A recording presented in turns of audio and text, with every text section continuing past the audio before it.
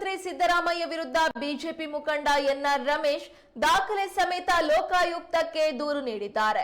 ಸಿದ್ದರಾಮಯ್ಯ ಅವರು ಹಣಕಾಸು ಸಚಿವ, ಉಪಮುಖ್ಯಮಂತ್ರಿ ಹಾಗೂ ಮುಖ್ಯಮಂತ್ರಿಯಾಗಿದ್ದ ವೇಳೆ ಭೂ ಹಗರಣ, ಮೋಡಾ ಹಗರಣದಲ್ಲಿ ಭಾಗಿಯಾಗಿದ್ದಾರೆಂದು 400ಕ್ಕೂ ಹೆಚ್ಚು ಪುಟಗಳ ದಾಖಲೆಗಳ ಸಮೇತ ದೂರು ನೀಡಿ ತನಿಖೆ ನಡೆಸುವಂತೆ ಆಗ್ರಹಿಸಿದ್ದಾರೆ.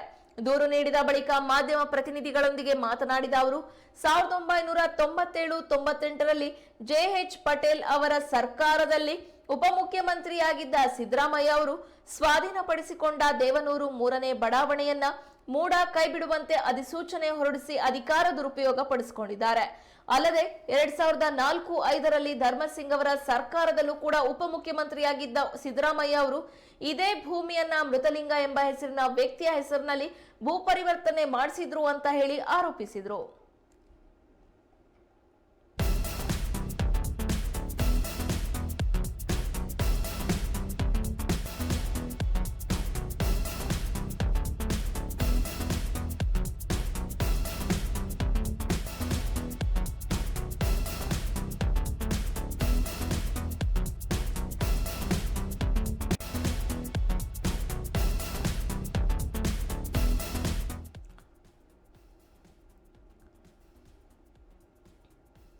ಮುಖ್ಯಮಂತ್ರಿ ಸಿದ್ದರಾಮಯ್ಯ ವಿರುದ್ಧ ಬಿಜೆಪಿ ಮುಖಂಡ ಎನ್ಆರ್ ರಮೇಶ್ ದಾಖಲೆ ಸಮೇತ ಲೋಕಾಯುಕ್ತಕ್ಕೆ ದೂರು ನೀಡಿದ್ದಾರೆ.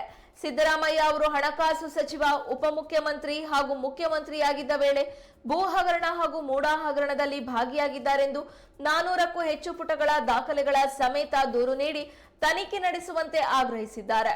ದೂರು ನೀಡಿದ ಬಳಿಕ ಮಾಧ್ಯಮ ಪ್ರತಿನಿಧಿಗಳೊಂದಿಗೆ ಮಾತನಾಡಿದ ಅವರು 1997-98ರಲ್ಲಿ ಜೆಎಚ್ ಪಟೇಲ್ ಅವರ ಸರ್ಕಾರದಲ್ಲಿ ಉಪಮುಖ್ಯಮಂತ್ರಿಯಾಗಿದ್ದ ಸಿದ್ದರಾಮಯ್ಯ ಅವರು ಸ್ವಾಧೀನಪಡಿಸಿಕೊಂಡ ದೇವನೂರು 3ನೇ ಬಡಾವಣೆಯನ್ನ ಮೂಡಾ ಕೈಬಿಡುವಂತೆ ಅಧಿಸೂಚನೆ ಹೊರಡಿಸಿ ಅಧಿಕಾರವನ್ನ ದುರುಪಯೋಗಪಡಿಸಿಕೊಂಡಿದ್ದಾರೆ.